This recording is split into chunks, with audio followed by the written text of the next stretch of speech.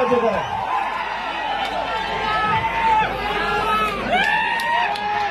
જય આદિવાસી,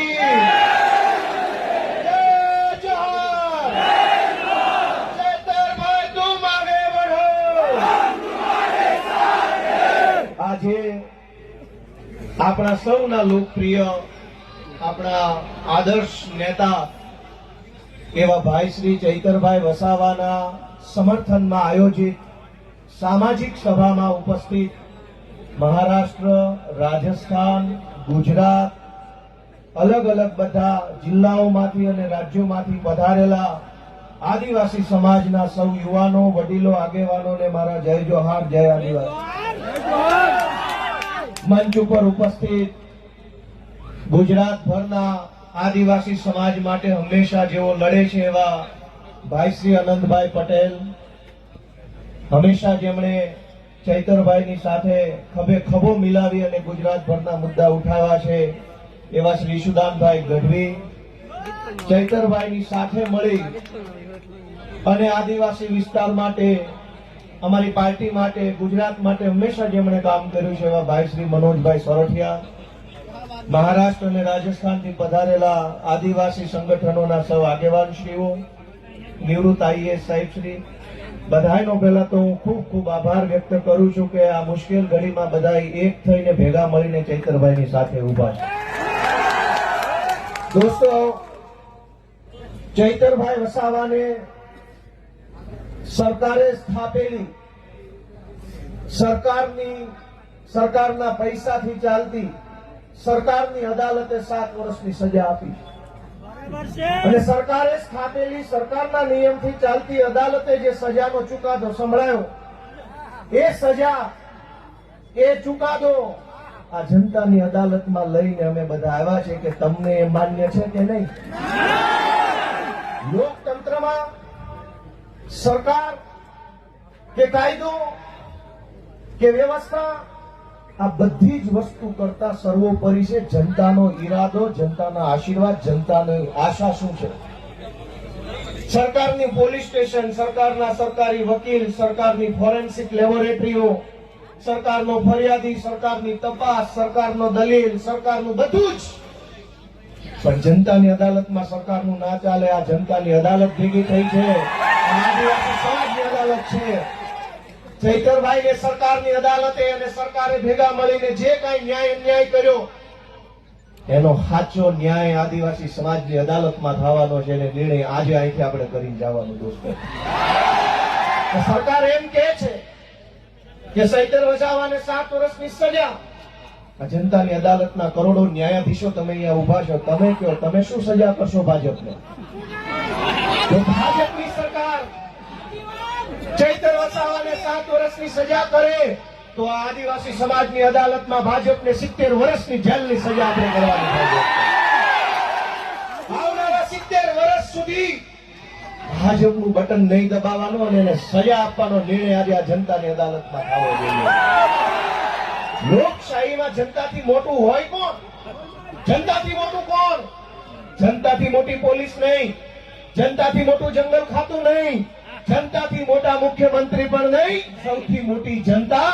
અને જનતાએ નક્કી કર્યું કે અમારો નેતા ચૈતર વસાવા છે. દોસ્તો, એટલે આ સજા માત્ર ચૈતર વસાવાને નહીં, જનતાને છે આ સજા. કેમ કે જનતાએ નક્કી કર્યું ને અમારો નેતા ચૈતર વસાવા.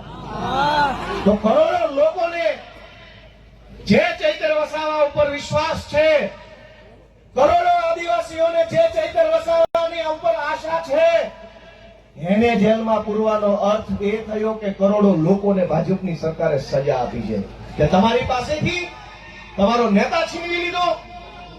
અરે ભાઈ સાહેબ, કેટલા વર્ષો પછી ભગવાનના આશીર્વાદથી, પ્રકૃતિના આશીર્વાદથી, વડીલોના આશીર્વાદથી, હજારો વર્ષો પછી એક લડાયક ચૈતર વસાવા જેવો નેતા આપણા ગુજરાતના આદિવાસી સમાજને મળ્યો.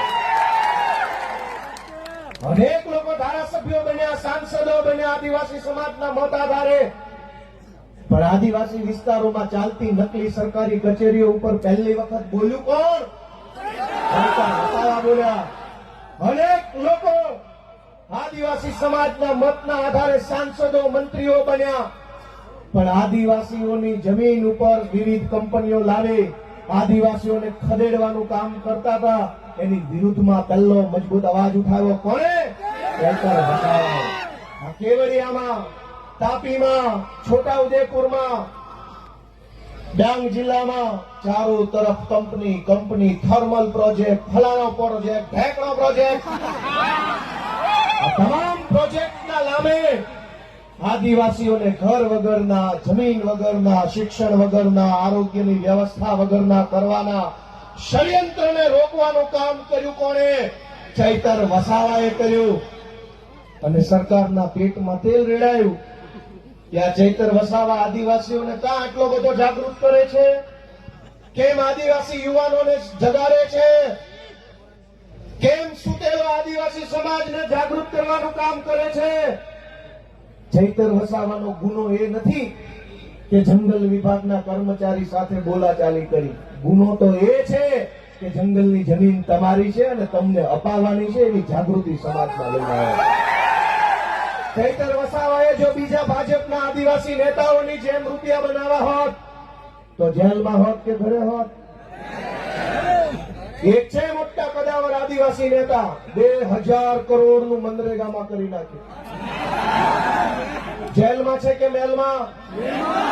આદિવાસીઓના મત લઈને, આદિવાસી વિસ્તારોની ગ્રાન્ટો ખાઈને 2000 કરોડ રૂપિયાનું બૂચ મારીને જો બેઠા હોત તો મેલમાં હોત.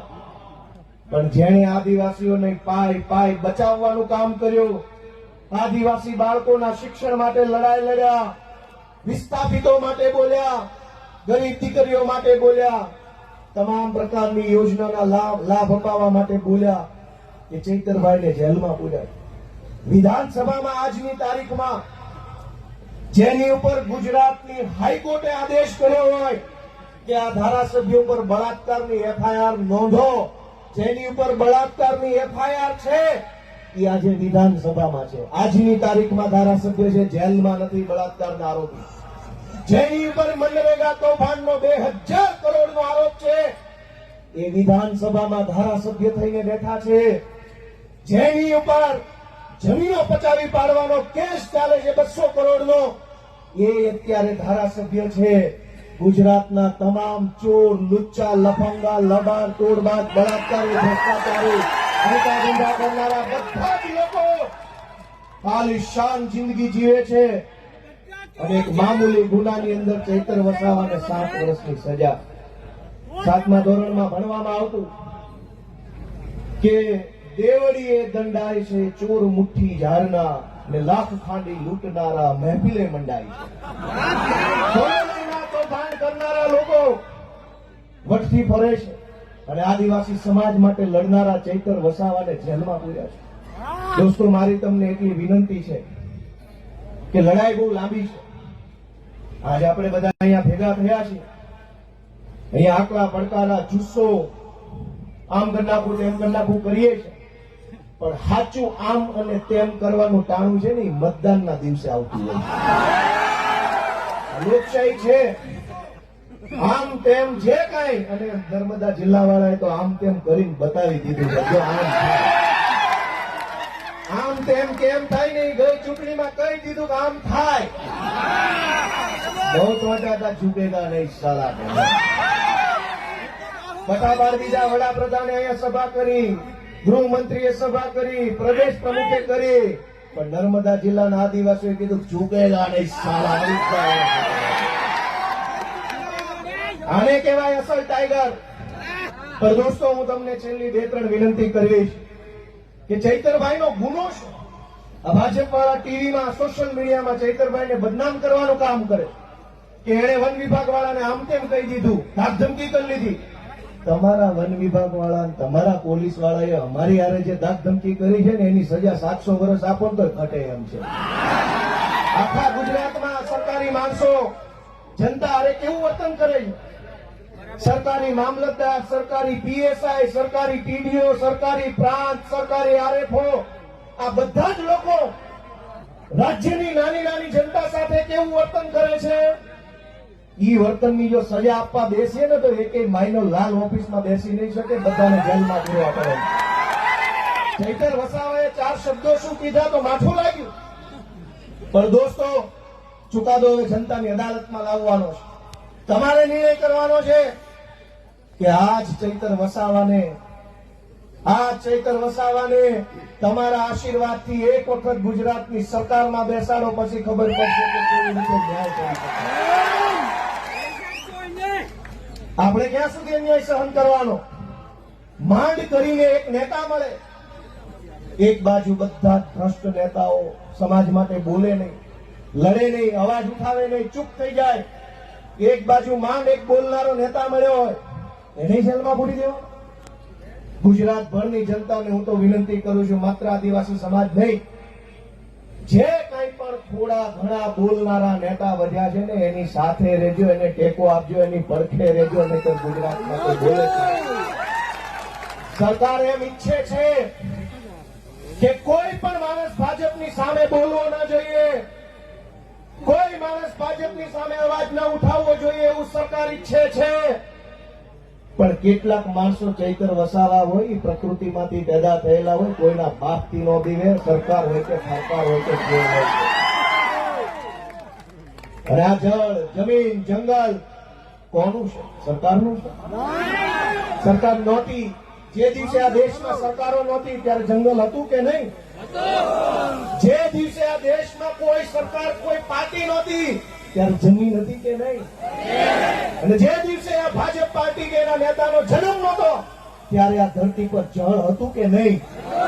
ભાજપ વાળા પેદા નહોતા થયા ત્યારે જળ હતું, ભાજપ વાળા પેદા નહોતા થયા ત્યારે જમીન હતી, ભાજપ વાળા પેદા નહોતા થયા ત્યારે જંગલ હતું, અને ભાજપ વાળા પેદા નહોતા થયા ત્યારે આદિવાસી પણ હતા આ દુનિયા ઉપર, આ દેશ ઉપર.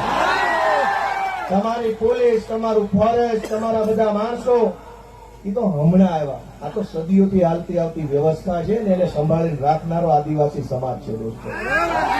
આદિવાસી સમાજ જળ, જમીન, જંગલની રક્ષા કરે, અને આદિવાસી સમાજની રક્ષા ચૈતર વસાવા કરે છે. એ વાત ભાજપ વાળાને ગમતી નથી. દોસ્તો, અમારી લીગલ ટીમે મહેનત કરી અને હાઈકોર્ટમાં અપીલ ફાઇલ કરી.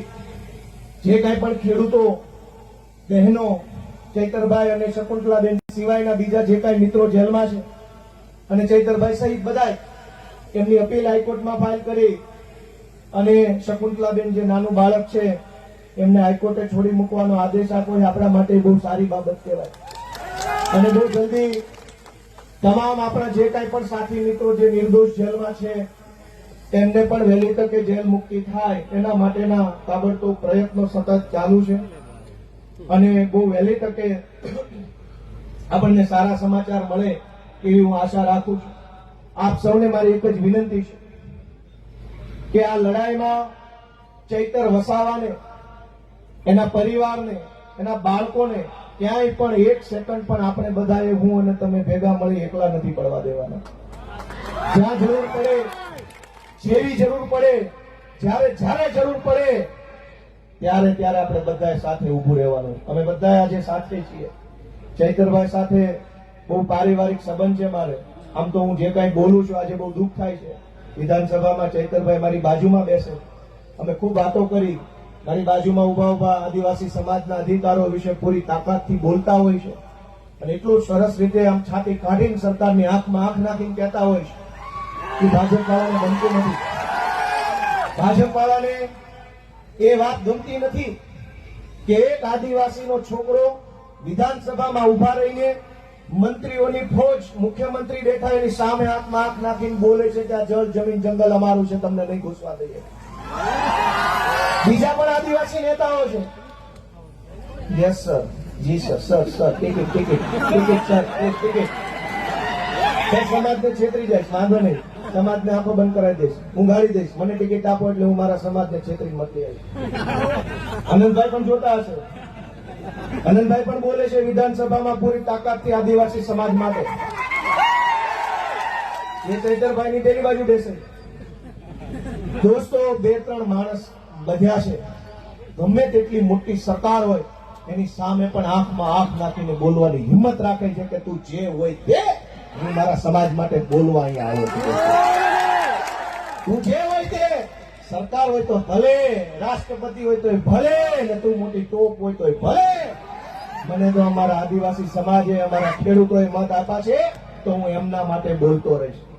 આજે હું પણ, મને મત આપનાર ખેડૂતો છે, કાઠિયાવાડના ખેડૂતોએ મને ધારાસભ્ય બનાવ્યો, આદિવાસી સમાજે ચૈતરભાઈને ધારાસભ્ય બનાવ્યા. અમને મત આપનારા લોકો માટે અમે બોલતા રહેવાના, લડતા રહેવાના અને ક્યારેય નથી ઝૂકવાના, એ સંકલ્પ અમે લીધો છે દોસ્તો. આપ સૌએ ચૈતરભાઈ વસાવાનો જુસ્સો વધારવાનું કામ કર્યું એ બદલ સૌનો હું આભાર વ્યક્ત કરું છું. જય આદિવાસી.